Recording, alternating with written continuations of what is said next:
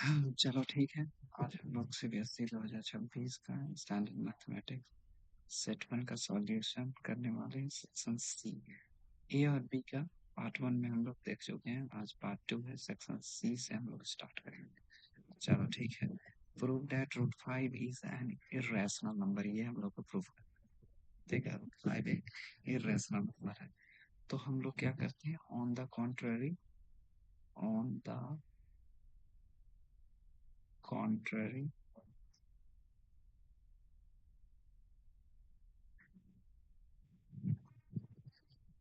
let us assume let us assume that root 5 is rational। उसका उल्टा में हम लोग मान के चलते हैं कि रूट 5 एक रैशनल, ठीक है, रैशनल नंबर। सच डैट, इस तरह से मान के चलते हैं कि जो रूट 5 है वो इक्वल है ए और बी के, जहाँ पे ए और बी क्या है, where A and B are coprime numbers. Coprime numbers क्या होता है? को प्राइम नंबर्स ऐसा नंबर होता है, को प्राइम नंबर्स ऐसा नंबर होता है जिसका एक के अलावा और कोई कॉमन फैक्टर ना हो। ठीक है, दोनों में कॉमन सिर्फ वन हो, इसके अलावा कोई कॉमन फैक्टर ना हो। Coprime numbers and B not equal to zero. ठीक है, नॉट इक्वल टू जीरो होना चाहिए। अब हम लोग क्या करेंगे,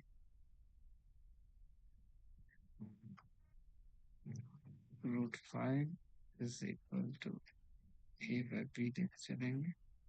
यहाँ से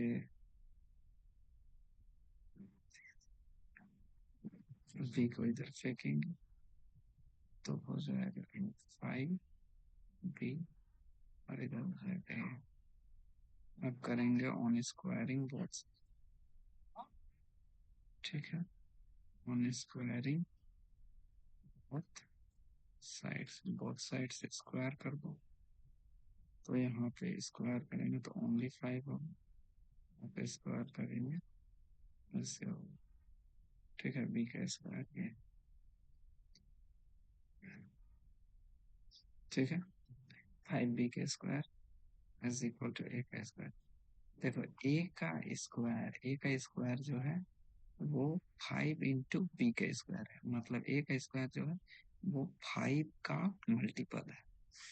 फाइव का मल्टीपल है, इसका कहने का मतलब क्या हुआ? इसका कहने का मतलब ये हुआ कि ए स्क्वायर जो है वो, this implies that 5 divides 5 divides a square. इसका मतलब यही, 5 स्क्वायर हम 5 ए स्क्वायर को डिवाइड करता है। क्यों? क्योंकि इसका मल्टीपल है 5। और साथ ही साथ since 5 is a prime, 5 is a prime number, 5 एक प्राइम नंबर है, ठीक है। Since 5 is a prime number, therefore हम लोग क्या बोलेंगे, therefore इसका मतलब ये हुआ, देखो 5 ए स्क्वायर को भी डिवाइड करता है और साथ ही साथ 5 जो है प्राइम नंबर भी है। तो इसका मतलब 5 also divide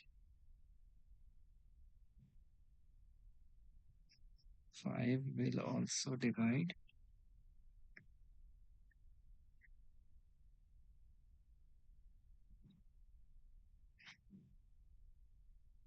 will also divide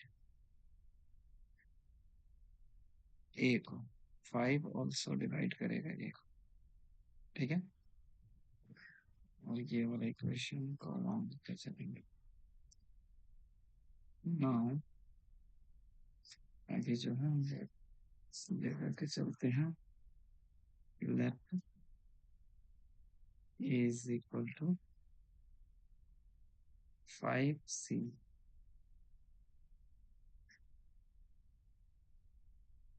for some integer c। ठीक है, ये मान के चल रहा है। अब यही a is equal to 5c का वैल्यू को हम लोग पुट करेंगे कहाँ पे? पुट कर देंगे in equation 1। Put a is equal to 5c in equation 1। तो यहाँ पे अगर हम पुट करेंगे तो हम लोग को मिलेगा 5b² is equal to 25c²। ठीक है, इससे पता चलेगा b² is equal to 5c²। ठीक है, 5 और ये कट जाएगा। तो इससे क्या पता चल रहा है? इससे पता चल रहा है दिस इम्प्लाई दैट, देखो b जो है 5 5 का मल्टीपल है। इससे क्या पता चला? इससे पता चल रहा है कि 5 डिवाइड करेगा, 5 डिवाइड्स b², 5 b² को डिवाइड करेगा। ठीक है, also 5 is a prime number।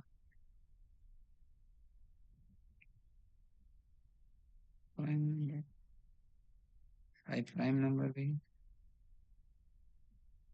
Therefore हम लोग कह सकते हैं 5 will also divide 5 b को भी डिवाइड करेगा। ठीक है, 5 b को भी डिवाइड करेगा। ठीक है, इससे क्या पता चल रहा है? 5 जो है इज अ कॉमन फैक्टर। 5 एक कॉमन फैक्टर है ऑफ a एंड b। दोनों का कॉमन फैक्टर होगी क्योंकि दोनों को डिवाइड कर रहा है। लेकिन but this contradicts the fact that a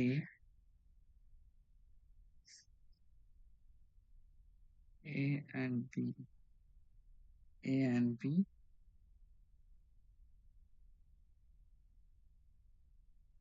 a and b have no common factor, no common factor, no common factor other than 1। ठीक है, ये हम लोग लेकर के चले थे कि a और b एक कोप्राइम नंबर है, मतलब दोनों के बीच में कोई ऐसा कॉमन फैक्टर नहीं होगा 1 के अलावा। ठीक है, ये हम लोग ले करके चले थे। ठीक है, और ये जो कॉन्ट्राडिक्शन आया, this contradiction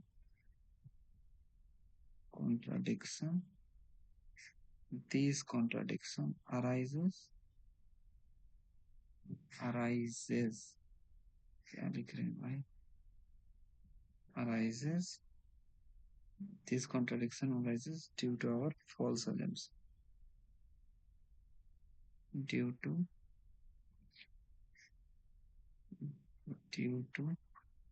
our false assumption। हम लोग का assumption ही गलत था। ठीक है, due to our false assumption that √5 is rational। ठीक है, यही हम लोग का assumption था कि √5 एक rational है। इसीलिए ना हम लोग कंक्लूड कर सकते हैं, hence we can say, क्योंकि हम लोग जो मान के चले थे उसमें कॉन्ट्राडिक्शन आ गया, तो हम लोग उसको बात को पलट देंगे। इसीलिए हम लोग कहेंगे hence we can say √5 is irrational। ठीक है, प्रूफ हो जाएगा ये बात। √5 जो है एक इरेशनल होगा, इरेशनल नंबर होगा, प्रूफ हो गया। चलो नेक्स्ट क्वेश्चन।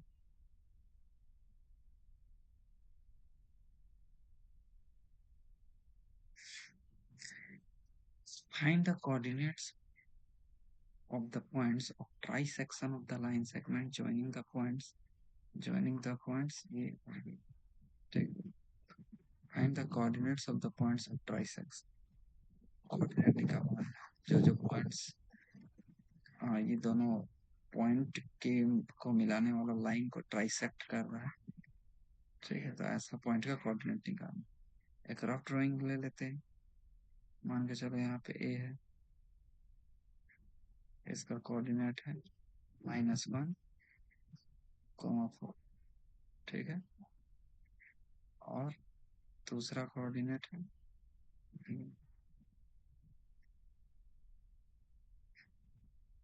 दूसरा कोऑर्डिनेट है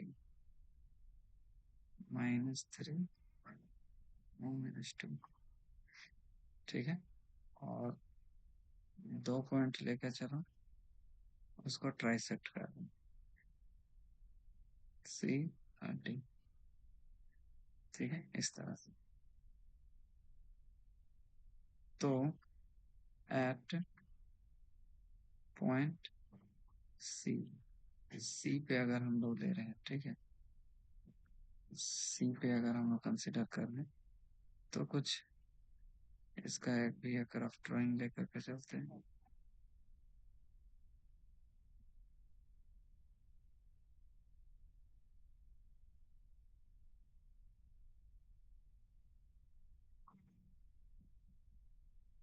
ठीक है, यहाँ पे सी हम लोग एक्स कॉमा वाई, क्योंकि ट्राइसेक्ट कर रहा है।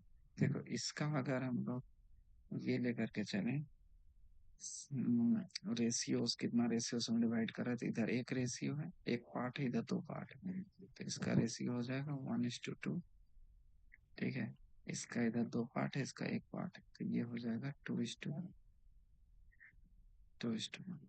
ठीक है, तो यहाँ पे मेरा आ जाएगा 1:2। तो अभी सेक्शन फॉर्मूला अभी हम लोग यूज करेंगे। अब section formula, section formula section formula हम लोग का आता है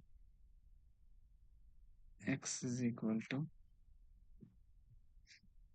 ये अगर मेरा m1 है, ये m2 है, तो m1 into x2 plus m2 into x1 divide में m1 प्लस m2। ठीक है, यही चीज करता है। चलिए, उसके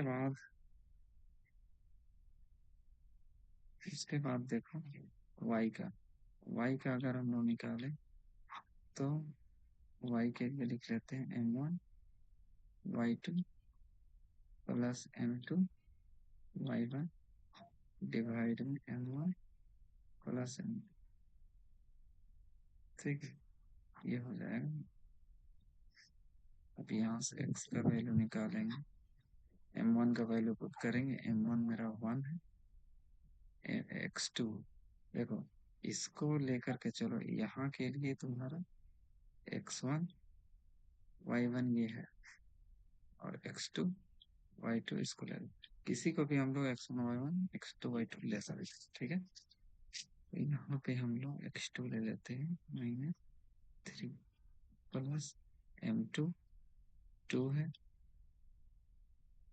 ठीक है, x1 मेरा -1 है, m1 प्लस m2 1 प्लस 2।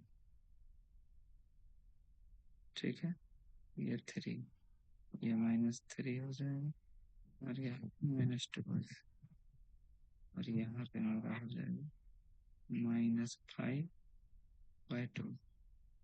ठीक है, y इज इक्वल टू यहाँ पे, हाँ, इस 1+2। ठीक है, ये 1 है, y2 का वैल्यू क्या है, -2 प्लस m2 बोले तो 2 है, और y1 बोले तो 4 है। ठीक है, 2 + 1 3, ये हो जाएगा मेरा -2 और 2 से 8, तो यहाँ पे मेरा आएगा 3 और यहाँ पे हो जाएगा 6। कटिंग करेंगे तो इसका वैल्यू आ जाएगा 2। ठीक है, ये 2 हो जाएगा मेरा।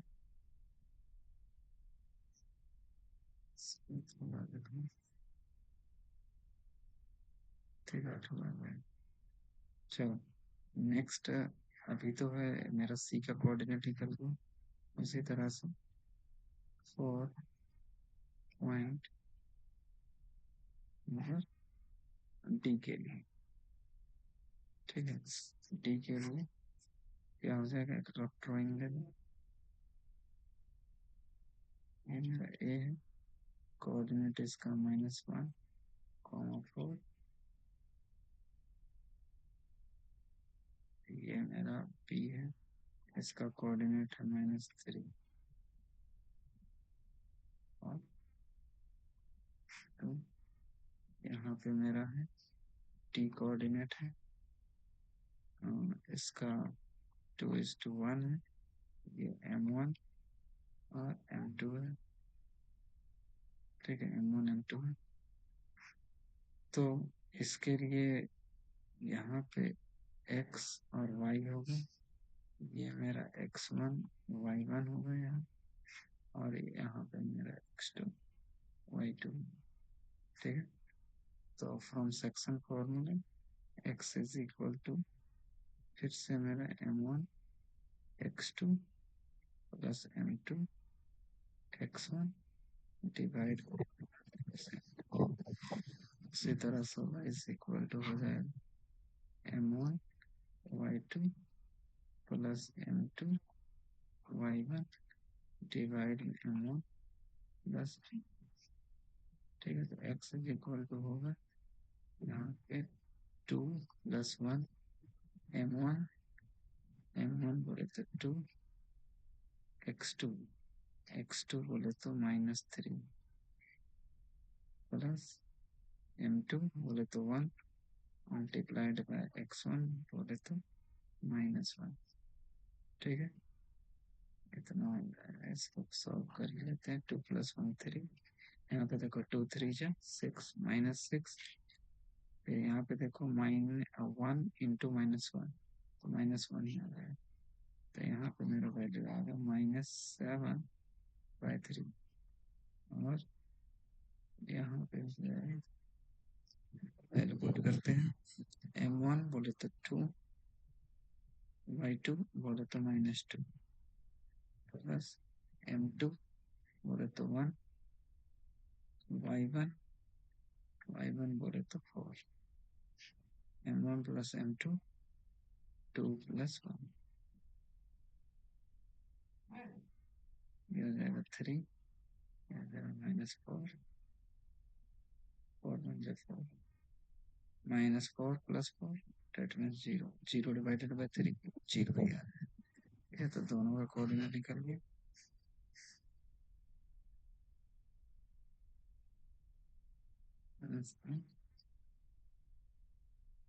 required coordinates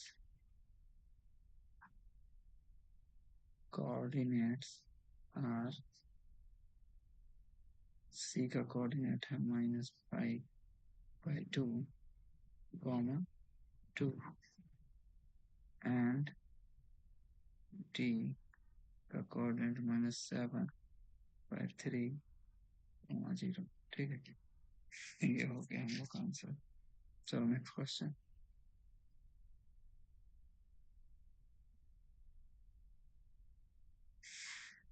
देखो प्रूव दैट सेक का पावर क्यूब, ठीक है, सेक क्यूब थीटा सेक का power 3 theta divided by sec square theta minus 1 cosec cube theta divided by cosec square theta minus 1 is equal to, ये हम लोग को लाना है। ठीक है, तो हम लोग एलएचएस लेकर के चलते हैं, एलएचएस लेकर के चलते हैं। एलएचएस में देखो ये है हम लोग का सेक क्यूब थीटा, पर एक बार सेम चीज उतार लेते हैं। Sec square theta minus 1 plus cosec cube theta cosec square theta minus 1। ठीक है, यहाँ पे अगर हम इसको लिखना चाहेंगे तो सेक क्यूब थीटा को लिख सकते हैं 1 बाय कोस क्यूब थीटा, और सेक स्क्वायर थीटा माइनस 1 हम लोग को पता है फॉर्मूला होता है 1 plus tan square theta is equal to sec square theta. इसका मतलब 1 को इधर फेंकेंगे तो tan square theta is equal to होता है सेक स्क्वायर थीटा माइनस 1। ठीक है, सिमिलर वे में जो है cot square theta is equal to हो जाता है कोसेक स्क्वायर थीटा माइनस 1। ठीक है, तो यहाँ पे इसके जगह पे हम लिख देंगे टेन स्क्वायर थीटा, इसको हम लिखेंगे टेन स्क्वायर थीटा, और यहाँ पे इसको 1 बाय कोसेक क्यूब थीटा को नीचे लिखेंगे साइन क्यूब थीटा। क्यों? क्योंकि साइन और कोस से रेसिप्रोकल होता है, इसी तरह कॉस और सेक भी रेसिप्रोकल होता है। कॉसेक स्क्वायर थीटा, देखो यहाँ पे एक और फॉर्मूला यूज किए, ये सब चीज में कंफ्यूज नहीं होना, कि जो सेक थीटा होता है वो 1 बाय कॉस थीटा होता है। ठीक है, और जो भी एक और है जो कोसेक थीटा होता है, कोसेक थीटा होता है वो 1 बाय साइन थीटा होता है। ठीक है, साइन और कोसेक एक दूसरे का रेसिप्रोकल, तो यहाँ पे ये हो जाएगा। अब देखो उसके बाद जो है कोसेक स्क्वायर थीटा माइनस 1 को हम क्या लेंगे, यहाँ से कोट स्क्वायर थीटा ले लेंगे। ठीक है, इतना। अब यहाँ पे देखो इसको, ये कोसेक क्यूब तो है, ये ठीक है। टेन स्क्वायर थीटा को हम लोग लिख सकते हैं क्या है, साइन स्क्वायर थीटा डिवाइड में कॉस स्क्वायर थीटा। ठीक है, कॉस ऊपर चला जाएगा। उसी तरह से यहाँ पे देखो साइन क्यूब थीटा तो जो है सो है, कॉट स्क्वायर थीटा को हम लोग क्या लिखेंगे, कॉस स्क्वायर थीटा लिखेंगे, डिवाइड में हो जाएगा ऊपर चला जाएगा साइन स्क्वायर थीटा। ठीक है, ये हो जाएगा, तो यहाँ से कॉस स्क्वायर थीटा और ये क्यूब हट जाएगा, खाली ओनली कॉस थीटा बचेगा। और यहाँ पे देखो साइन स्क्वायर थीटा और ये क्यूब को काटेगा, ओनली साइन थीटा बचेगा। ठीक है, तो यहाँ पे हमको मिलेगा कि 1 by sine square theta into cos theta plus 1 by sine theta into cos square theta, ये मेरा यहाँ पे वैल्यू आएगा। अभी हम दोनों से अगर कॉमन निकालें तो 1 by sine theta into cos theta, ठीक है, इससे इसमें क्या बचेगा, 1 बाय साइन थीटा बचेगा। ठीक है, और इसमें क्या बचेगा, इसमें बचेगा 1 बाय कॉस थीटा। देखो क्या अब आंसर आंसर पहुंच गए हम लोग, हाँ आंसर पहुंच गए। देखो नीचे साइन थीटा है, तो क्योंकि साइन थीटा का रेसिप्रोकल क्या होता है, कोसेक थीटा होता है, कॉस थीटा का रेसिप्रोकल सेक थीटा, तो ऊपर में ये वाला कॉस चला जाएगा तो सेक थीटा बन जाएगा, और ये साइन थीटा ऊपर लिखाएगा तो कोसेक थीटा हो जाएगा। ठीक है, तो sec theta into cosec theta. चलो इधर आ जाओ, साइन थीटा का रेसिप्रोकल ये हो जाएगा मेरा कोसेक थीटा प्लस, देखो कॉस थीटा का रेसिप्रोकल ये हो जाएगा मेरा सेक थीटा। ये होगा हम लोग का फाइनल आंसर। एलएचएस लेके चले थे आरएचएस में। ठीक है, चलो नेक्स्ट क्वेश्चन।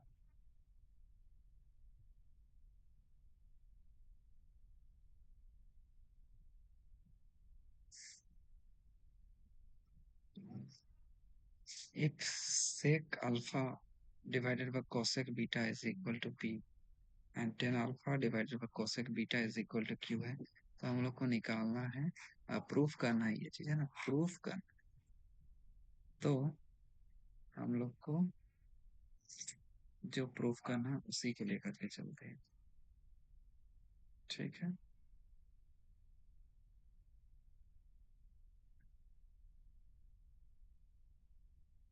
एलएचएस लेकर के चलो। एलएचएस, एलएचएस है पी का स्क्वायर माइनस क्यू का स्क्वायर सेक स्क्वायर अल्फा। ठीक है, तो यहाँ पे पी का स्क्वायर माइनस क्यू का स्क्वायर। यहाँ पे देखो पी का वैल्यू मेरा गिवन है। ठीक है, पी का वैल्यू को जब हम बैठाएंगे तो मेरा हो जाएगा सेक स्क्वायर अल्फा। ठीक है, क्योंकि यहाँ पे पी का स्क्वायर है ना, तो P is equal to sec alpha है, तो पी का square is equal to sec square alpha हो जाएगा। और ये हो जाएगा cosec square beta minus similarly Q का वैल्यू दिया हुआ है ना, तो Q square is equal to क्या हो जाएगा, टेन स्क्वायर अल्फा डिवाइड में हो जाएगा कोसेक स्क्वायर बीटा। ठीक है, ये होगा। अब यहाँ पे ब्रैकेट के बाहर है मेरा सेक स्क्वायर अल्फा, दोनों में मेरा कॉमन क्या है, कोसेक स्क्वायर बीटा। यहाँ पे हो जाएगा सेक स्क्वायर अल्फा और टेन स्क्वायर अल्फा। ठीक है, ये मेरा है सेक स्क्वायर अल्फा। यहाँ पे देखो हम लोग को पता है, एक फॉर्मूला भी हम लोग डिस्कस किए थे, one plus tan square theta is equal to होता है सेक स्क्वायर थीटा। तो टेन को उधर फेंकेंगे, इधर वन हो जाएगा और यहाँ पे बन जाएगा मेरा ये sec square theta minus tan square theta is equal to one हो जाएगा। तो ऊपर में वन हो जाएगा, नीचे में मेरा हो जाएगा इतना।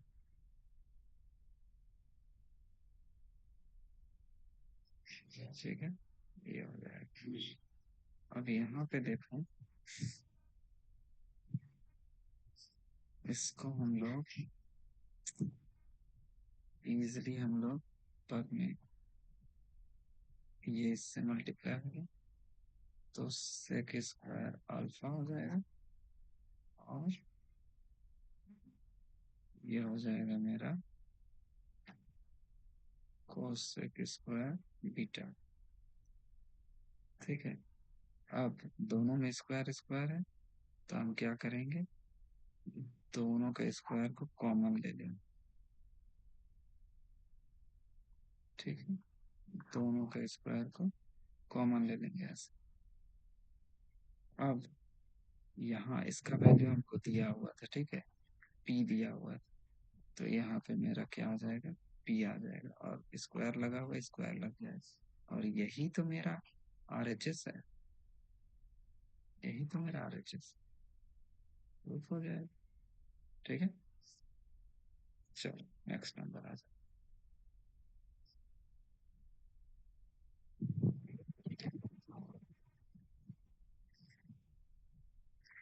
चलो देखो, prove that the lengths of the tangents drawn from an external point to a circle are equal।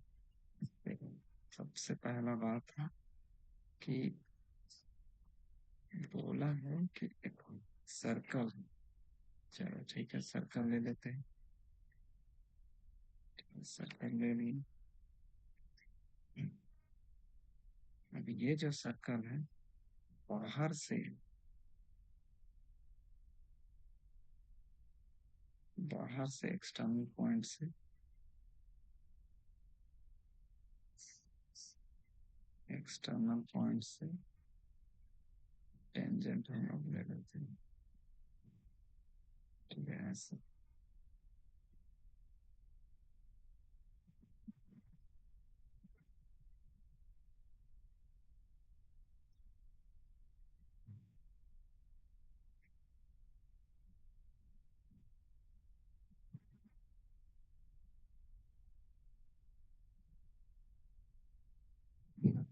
ठीक है इस तरह से टेंजेंट ले ली। अभी ये जो टेंजेंट है,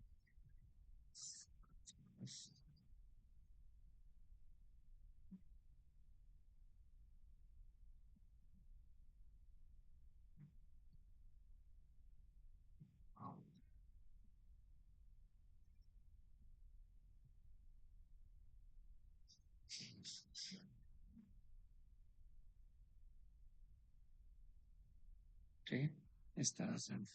तो अगर हम एक्सटर्नल पॉइंट को P कंसिडर करें,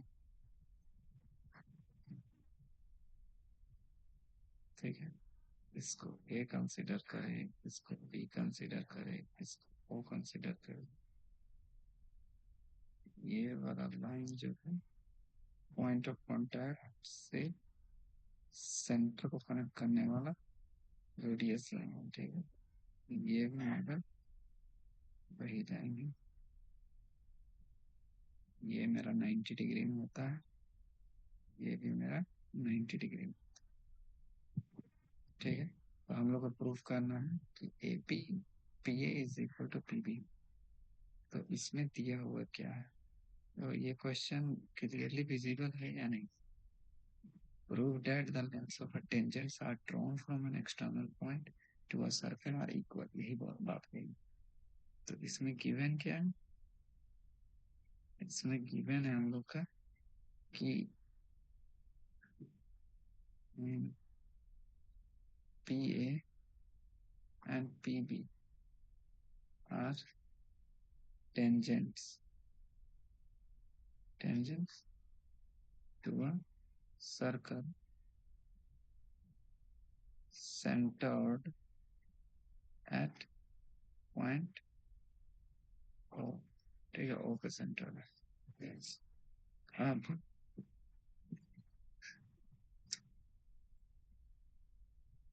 प्रूफ में हम लोग को क्या लेना,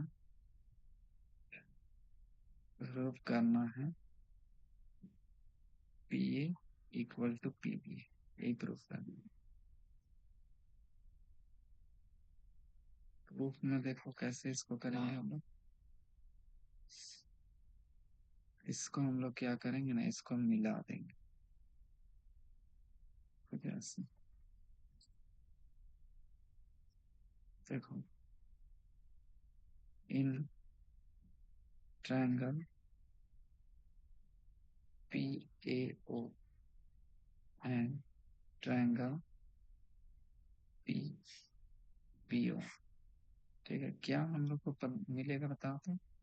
सबसे पहला बात तो angle P A O is equal to angle P P O हो जाए, ठीक है, 90 डिग्री ईच, दोनों 90 डिग्री। सेकेंड पॉइंट हम लोग को मिलेगा कि ए ओ इक्वल हो जाएगा B O, A O is equal to हो जाएगा B O radii, radii O same circle, radii है सेम सर्कल रेडियाई। उसी तरह से यहाँ पे हमको मिलेगा P O is equal to P O, ठीक है, कॉमन कॉमन लेंथ है, ठीक। तो ये तीन चीज हमको मिल गया, तो हम लोग कह ही सकते हैं कि ट्रायंगल पी ए ओ हम लोग का कॉन्ग्रुएंट है ट्रायंगल पीबीओ का। रीजन क्या है? RHS congruence.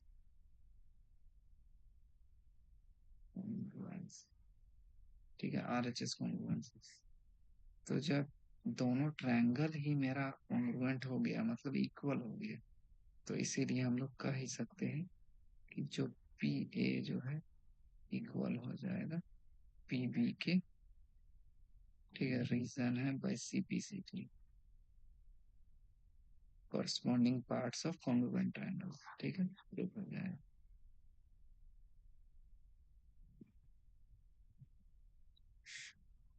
चलो नेक्स्ट क्वेश्चन।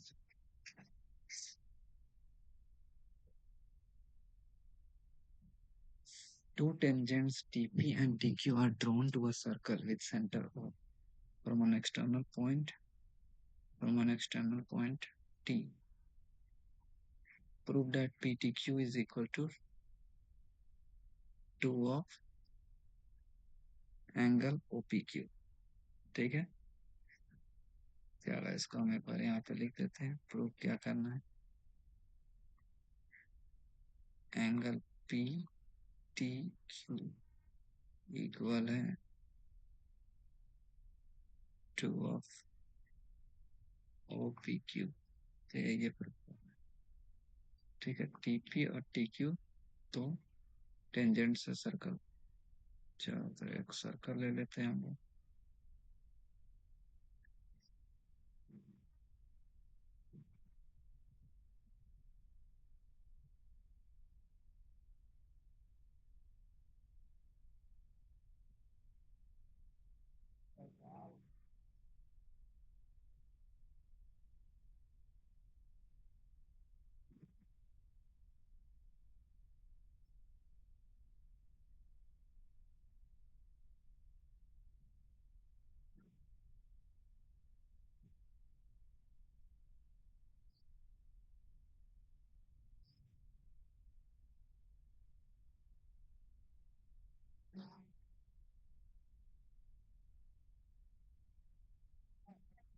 ठीक है, कुछ ऐसे हैं।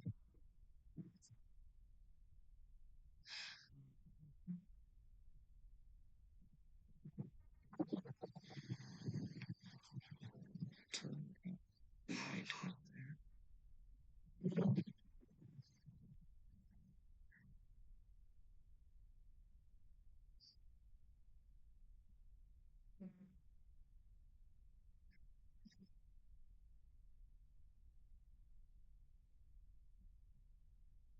ठीक है, चलो देखो, to tangents TP and TQ. तो एक्सटर्नल पॉइंट टी लेने बोला है, एक को पी ले लेते हैं, एक को क्यू ले लेते हैं। ठीक है, यहाँ पर एक सर्कल का सेंटर ओ है। ठीक है, बस इस तरह ऐसे बोला है पी टी क्यू मतलब ये वाला एंगल जो है ओ पी क्यू, मतलब इसका कहने का मतलब है ये दोनों को मिलाने वाला भी कोई लाइन होगा। ठीक है, और यहाँ पर ये वाला भी एक लाइन होगा, और ये एंगल जो बनेगा ओ पी क्यू वो पी टी क्यू में जो बनने वाला एंगल है इसका आधा होगा। मतलब ये वाला एंगल आधा होगा, ये वाला इसका डबल। ठीक है, ये चीज हम लोग को प्रूफ करना है। तो इस पे हम लोग को पता है कि यहाँ पर से जब इसको हम लोग मिलाएंगे, ठीक है, इस तरह से मिलाएंगे। चलो प्रूफ में हम लोग लेकर के चलते हैं। प्रूफ में हम लोग लेकर के चलते हैं in triangle O P Q में। ठीक है, ओ पी और क्यू में।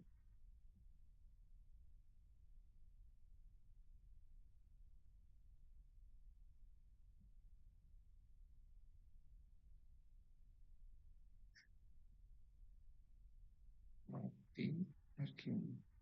इसमें हम लोग देख पा रहे हैं कि जो ओपी है, ठीक है, क्यू है, रेडियाई ऑफ सेम सर्कल, ठीक है, ये हो गया। इससे क्या पता चल रहा है कि एंगल ओ पी और क्यू जो होगा इक्वल हो जाएगा ओ क्यू पी के, ठीक है। Angles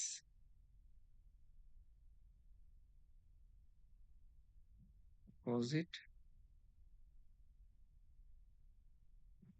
opposite to equal sides का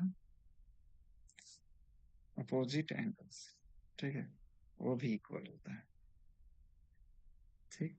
तो ये हमको पता चला। कहने का मतलब है ये भी मेरा सेम एंगल हो जाएगा, ठीक है। अब सेम एंगल होगा तो हमको ये एंगल के बारे में जानना है। Since angle O P Q plus angle O O P Q हुआ ना, O Q P, O Q P, O Q P plus angle angle P O Q, P O Q, ठीक है। तीनों एंगल को ऐड करेंगे तो 180 होना चाहिए। हाँ, 180 तो होना चाहिए, ठीक है, 180 होना चाहिए। तो यहाँ से हम लोग क्या निकालेंगे, यहाँ से हम लोग ओ क्यू पी को लिखेंगे, ओ पी क्यू को रहने देंगे, ओ क्यू पी को लिखेंगे ओ पी क्यू, ठीक है, क्योंकि तो दोनों तो सेम ही चीज है, ये और ये। और पी ओ क्यू को भी, पी ओ क्यू को भी रहने देंगे, ठीक है। दोनों को ऐड करेंगे तो हो जाएगा मेरा 2 और O P Q plus angle P O Q is equal to 180। अब हम यहाँ पे पी ओ क्यू को इधर रहने देंगे, इधर फेंक देंगे हम इसको, 2 of angle O P Q, चलिए इसको इक्वेशन मान लेते हैं। अब हम देखो, अब लेते हैं in quadrilateral T Q O P में, ठीक है। टी क्यू ओ पी में, टी क्यू ओ पी में हम लोग ले लेंगे तो हो जाएगा angle P T Q plus angle T Q O plus angle P O Q plus angle T P O is equal to 360, ठीक है। तो हमको पता है कि पी टी क्यू ये मेरे को चाहिए लास्ट में, ठीक है।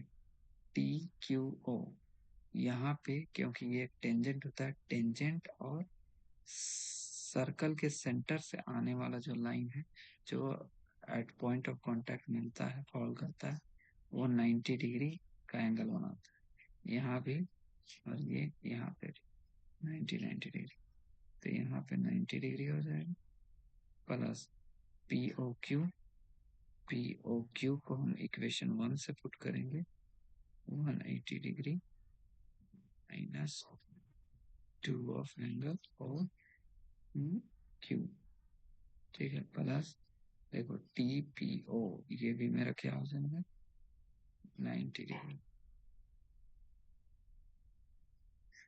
ठीक है। चलो आगे देखो, यहाँ पे एंगल ई टी क्यू, इसको इसको ठीक है, इसको ऐड करेंगे, देखो 90 प्लस 90 180 प्लस 180 360 हो जाएगा, 2 of angle O T Q is equal to 360 degree. तो एंगल पी टी क्यू सबको इधर फेंकेंगे 360 डिग्री माइनस में 360 डिग्री, ये मेरा माइनस में था तो प्लस में 2 of angle O P Q, angle P T Q is equal to 360, 360 cut जाएगा और हो जाएगा मेरा 2 of angle O P Q, और ये हमको चाहिए था प्रूफ हो, ठीक है, यही चाहिए था ना, पी टी क्यू और ओ पी क्यू, एग्जैक्ट यही चाहिए। चलो नेक्स्ट क्वेश्चन देखो,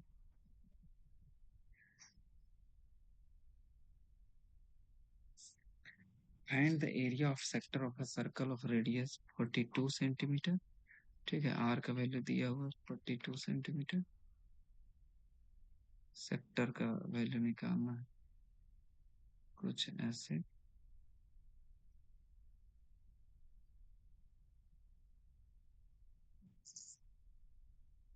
30 डिग्री है, 42 सेंटीमीटर है, ये मेरा 42 centimetre, and the area of corresponding major sector भी निकालना है, एरिया ऑफ सेक्टर भी निकालो और major sector, area of sector हो जाएगा, एरिया ऑफ सेक्टर हो जाएगा theta by 360 degree multiplied by pi r square, तो थीटा का वैल्यू हमारा 30 डिग्री, ये 360 डिग्री मल्टीप्लाइड बाय 22/7, आर का वैल्यू 42 इंटू 42, 31 जा 30, देखो जीरो से जीरो कैंसिल हो जाएगा, 3 1 जा 3 3 12 जा, ठीक है, यहाँ पे 7 1 जा 7 7 6 जा 6 1 जा 6 6 2 जा 2 1 जा 2 2 11 जा, तो मल्टीप्लाई करेंगे 11 2 जा 22 2 2 है ना, 11 4 जा 44 एंड 2 46, इतना सेंटीमीटर स्क्वायर मेरा एरिया ऑफ सेक्टर हो गया। अब आ जाओ area of corresponding major sector, area of corresponding major sector, major sector का एरिया कैसे निकलता है, देखो पाई आर स्क्वायर में एरिया ऑफ माइनर सेक्टर निकालते, area of minor sector subtract कर देने पे आ जाता है, ठीक है, अभी हम जो निकाले वो एक्चुअल में माइनर सेक्टर ही था, ठीक है, तो यहाँ पे 22/7 मल्टीप्लाइड बाय 42 इंटू 42, अब माइनस में 462, कटिंग करो 7 1 जा 7 7 6, तो आ जाएगा 6 2 जा 12 1 में 6 2 जा 12 130,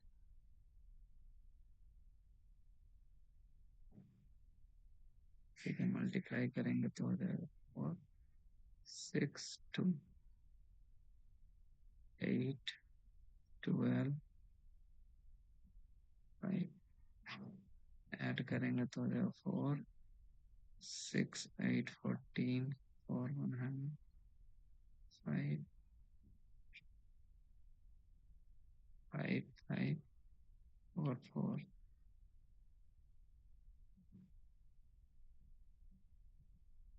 ठीक है, सब्ट्रैक्ट करेंगे 460, तो हो जाएगा 2, ये हो जाएगा 8,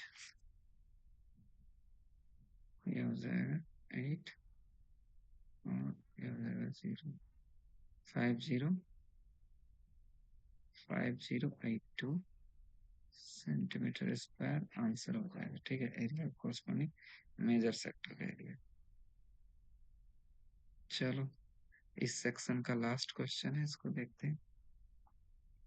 ठीक है, सेक्शन सी का लास्ट क्वेश्चन है, इसको देखते हैं।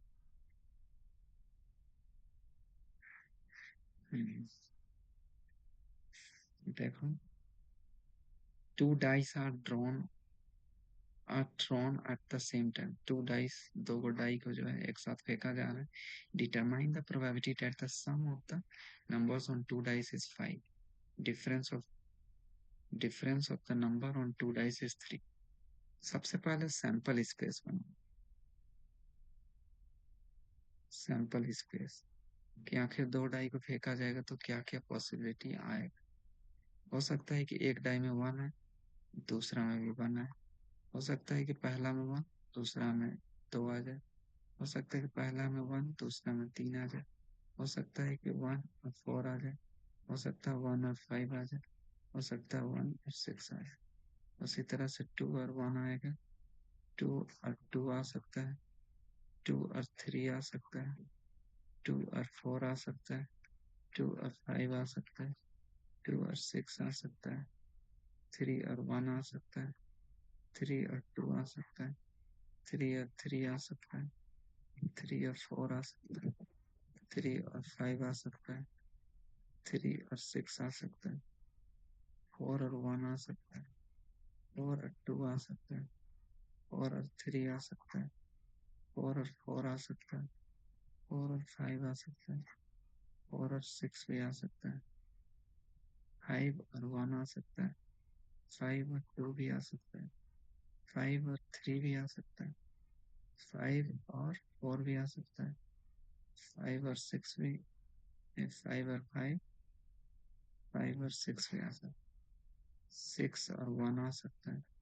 6 और 2 आ सकता है, 6 और 3 आ सकता है, 6 और 4 आ सकता है, 6 और 5 आ सकता है, 6 और 6 भी आ सकता है। ठीक है, तो ये पॉसिबिलिटी है आने का।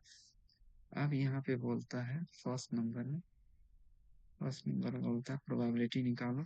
सम of numbers on the two dice, दोनों मिला करके अगर सम करेंगे तो 5 होना चाहिए।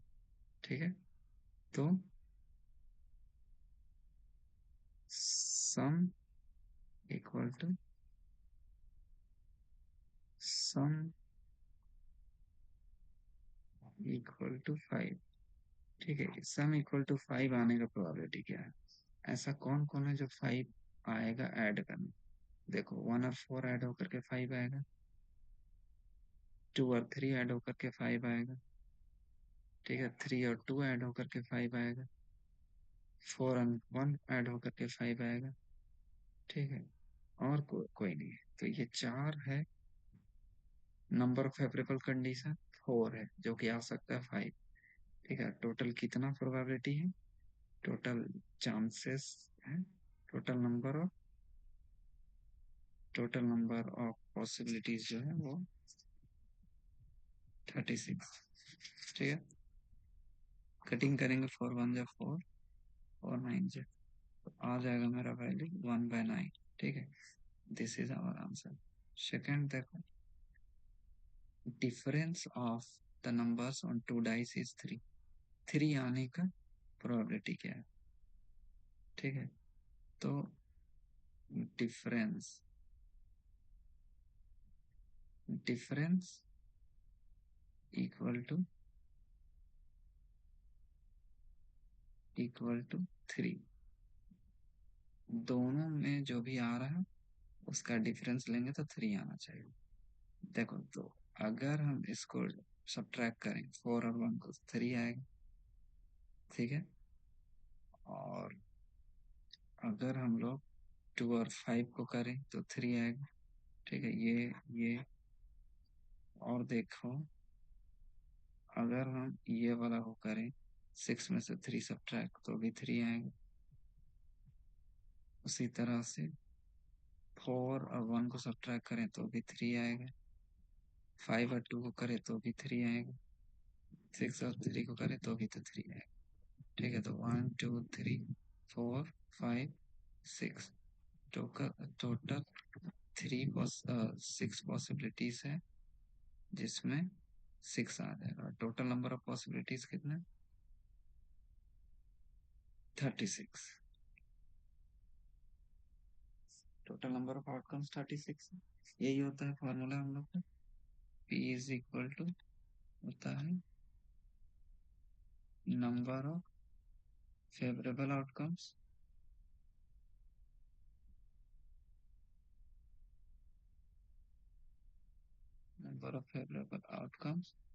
Divided by total number of outcome.